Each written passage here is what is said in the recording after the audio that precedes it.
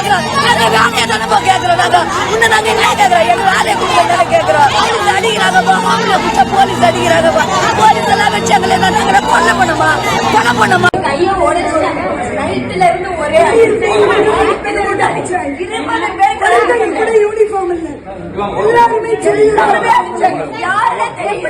கேடகம் உறவுகளுக்கு அன்பான வணக்கம். தூய்மை பணியாளர்களுடைய அந்த போராட்டம் 10 நாட்களுக்கு மேலாக நடைபெற்று வருது. அதெல்லாம் நம்ம நிறைய பார்த்துருப்போம். குறிப்பாக இந்த தூய்மை பணியாளர்களுடைய அந்த போராட்டம் வலுவடைந்திடக்கூடாது. இந்த போராட்டத்தை எப்படியாவது திசை திருப்பிட வேண்டும், அவர்களை அந்த இடத்திலிருந்து அப்புறப்படுத்தி இடமாற்றி விட வேண்டும் என்ற வகையில் இந்த திமுக அரசு செயல்பட்டு கொண்டிருக்கிறது. அந்த திமுக அரசுக்கு மிகப்பெரிய ஒரு கைக்கூலியாக காவல்துறையினர் செயல்பட்டிருக்காங்க என்பது நேற்றைய தினம் இரவு அந்த தூய்மை பணியாளர்களை அந்த இடத்திலிருந்து அப்புறப்படுத்தக்கூடிய அந்த காட்சிகளை பார்க்கும் போதே தெரிஞ்சிருக்கோம்.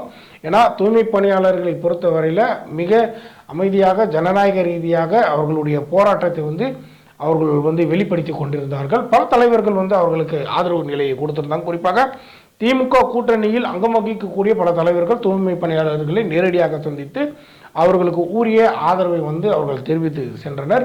இந்த போராட்டம் மிகப்பெரிய அளவில் தமிழகத்தில் ஒரு பெரிய மாற்றத்தை உருவாக்கக்கூடிய ஒரு நிலைக்கு உருவாகிவிடக்கூடாது என்பதற்காக இந்த திமுக அரசு நேற்றைய தினம் ஒரு பெரிய அராஜக போக்கை இந்த காவல்துறையை வைத்து செய்திருக்கிறார்கள். குறிப்பாக இந்த தூய்மை பணியாளர்களுக்கு ஆதரவாக போராடிய வழக்கறிஞர் வளர்மதி, நிலவுமணி ஆகியோரை நேற்று இரவு கைது செய்து இரவு முழுக்க காவல் நிலையத்தில் வைத்து அடித்து அவர்கள் கைகளை உடைத்திருக்கிறார்கள் என்று அந்த வழக்கறிஞர் வளர்மதி அவர்கள் தெரிவித்திருக்கிறார். இது மிகப்பெரிய அளவில் ஜனநாயகத்திற்கு மிக எதிரான ஒரு போக்கை இந்த காவல்துறை செய்திருக்கிறார்கள் என்று பார்க்கலாம். குறிப்பாக இன்றைய காலை வரைக்கும் அந்த வழக்கறிஞர் வளர்மதி, நிலவுமணி அவர்களை மிகப்பெரிய அளவில் இந்த காவல்துறையினர் தாக்கியிருக்காங்க.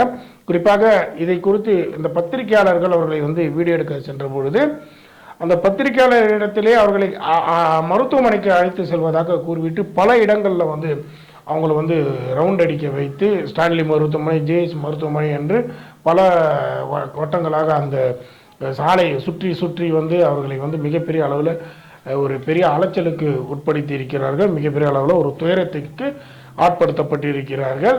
இதற்கு இந்த காவல்துறையை சார்ந்த பலர் திமுகவுடைய அந்த கைக்கூலியாகவே இந்த காவல்துறையினர் ஈடுபட்டிருக்காங்க.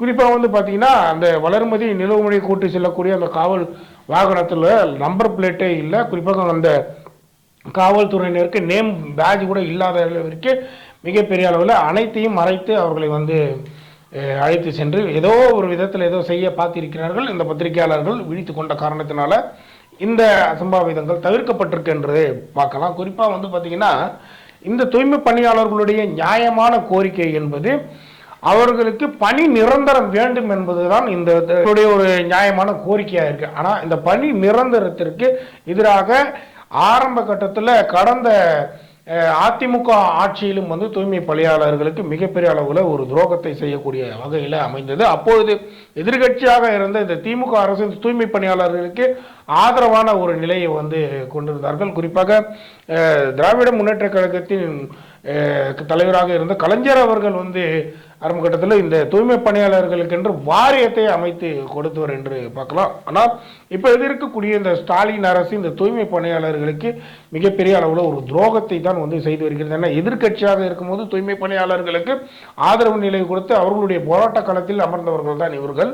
நான் இப்பொழுது ஆட்சி கட்டளையில் அமர்ந்த பிறகு அந்த தூய்மை பணியாளர்களுடைய அந்த நியாயமான கோரிக்கைகள் பரிசீலனைக்கப்பட்டு அந்த கோரிக்கைகள் நிறைவேற்றப்படும் என்று தேர்தல் போது அவர்களுடைய வாக்குறுதியாக கொடுத்திருந்தார்கள். ஆனால் இப்பொழுது அவர்கள் ஆட்சி கட்டளையில் அமர்ந்த பிறகு இந்த தூய்மை பணியாளர்களுக்கு அதிமுக அரசு எப்படி ஒரு மிகப்பெரிய அளவில் ஒரு இந்த தூய்மை பணியாளர்களுக்கு துரோகத்தை செய்ததோ அதே பாணியில் இப்பொழுது திமுக அரசும் மிகப்பெரிய துரோகத்தை இந்த தூய்மை பணியாளர்களுக்கு செய்கிறது. குறிப்பாக தனியாருக்கு இந்த தூய்மை பணியாளர்களுடைய அந்த ஒப்பந்த வேலைகளை தாரவாக்குவதற்காக இப்பொழுது மிகப்பெரிய அளவில் இந்த திமுக அரசு தற்பொழுது மாநகராட்சியின் ஒப்பந்த பணியாளர்களாக பணியாற்றக்கூடிய 2 மண்டலங்களை சார்ந்த திருவெற்றியூர், திருவிக நகரை சார்ந்த அந்த 2 மண்டலங்களில் வேலை பார்க்கக்கூடிய அந்த தூய்மை பணியாளர்களை அங்கிருந்து அப்புறப்படுத்தி அவர்களுடைய அந்த பணி நிரந்தரத்தை கேள்விக்குறியாக்கி அவர்களை தனியாருக்கு தாரவாய்க்கக்கூடிய அந்த ராம்கி என்விரோ என்ஜினியரிங் என்கின்ற அந்த தனியார் முதலாளிக்கு வந்து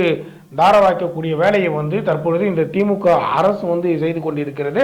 குறிப்பாக இதனால் பல கோடி ரூபாய் இந்த திமுக அரசுக்கு வந்து இந்த தனியார் நிறுவனத்திடமிருந்து கமிஷனாக கிடைக்கப்பெறுகிறது என்ற மிகப்பெரிய ஒரு தகவல்கள் இப்பொழுது செய்திகளாக வந்து பரவக்கூடியதை வந்து நம்ம கவனத்தில் கொள்ளலாம். அதே நேரத்தில் இந்த தூய்மை பணியாளர்களுடைய அந்த நியாயமான கோரிக்கைகளை கூட பரிசீலிக்க மிகப்பெரிய அளவில் தயக்கம் காட்டக்கூடிய ஒரு நிலையில் வந்து இன்றைக்கு திமுக அரசு வந்து இருக்கிறது என்றால் இது எப்படிப்பட்ட ஒரு ஜனநாயகத்திற்கு எதிரான ஒரு போக்கை வந்து திமுக அரசு தொடர்ந்து கையாண்டு கொண்டு வருகிறத பார்க்கலாம். குறிப்பாக இந்த திமுக அரசை பொறுத்தவரையில் ஆரம்ப கட்டத்தில் அவர்கள் ஆட்சி கட்டளையில் அமர்வதற்கு முன்பு ஒரு பேச்சாகவும் ஆட்சி கட்டளையில் அமர்ந்த பிறகு ஒரு பேச்சாகவும் மாறி மாறி பேசக்கூடிய இந்த நிலை வந்து இன்னும் 8 மாதங்களில் வரை இருக்கக்கூடிய இந்த 2026 சட்டமன்ற தேர்தலில் மிகப்பெரிய ஒரு மாற்றத்தையும் பெரிய ஒரு பிரதிபலிப்பையும் வந்து ஏற்படுத்தக்கூடிய வகையில் இந்த சட்டமன்ற தேர்தல் வந்து அமைய போகிறது. ஏன்னா தொடர்ந்து தமிழகத்தை பொறுத்தவரையில் பல்வேறு வகையில் வந்து இந்த திமுக அரசின் மீது பல விமர்சனங்கள் இருக்கக்கூடியதை பார்க்கலாம். இந்த கவின்குமார் ஆணவ படுகொலை செய்யப்பட்டதாக இருக்கட்டும், அதற்கு முன்பு இந்த திருவனந்தபுரம் காவலாளி அஜித் குமார் அவர்கள் படுகொலை செய்யப்பட்டதாக இருக்கட்டும், இந்த காவல்துறையினுடைய அராஜக போக்கு வந்து ஆரம்ப கட்டத்திலிருந்து இதில் நம்ம பார்க்கக்கூடியதாக இருக்கு. தொடர்ந்து மக்கள் விரோத அரசாகவே இந்த திமுக அரசு வந்து மாறிக்கொண்டு இருக்கக்கூடியது வந்து 2026 சட்டமன்ற தேர்தலில் மிகப்பெரிய அளவில் ஒரு பெரிய மாற்றத்தை ஏற்படுத்தக்கூடிய வகையில் அமையும் என்பதில் எந்த சந்தேகமும் இல்லை.